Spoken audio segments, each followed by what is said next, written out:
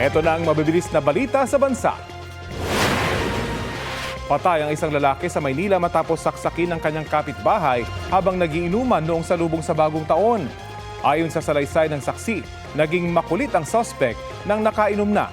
May nasagi at may minura raw siyang kainuman at nauwi ito sa gulo. Umawat daw ang biktima na kinagalit ng suspect kaya siya ang nasaksak. Nahuli agad ang suspect at na-recover ang ginamit umanong patalim. Mahaharap siya sa reklamong murder. Tumanggi siyang magbigay ng pahayag. Mahigit 7 milyong pisong halaga ng party drug na ecstasy ang nasamsam ng mga otoridad sa Port of Clark sa Pampanga. Nakita ang mahigit 4,000 tableta ng ecstasy sa dalawang parcel na idineklara nilang Carmats.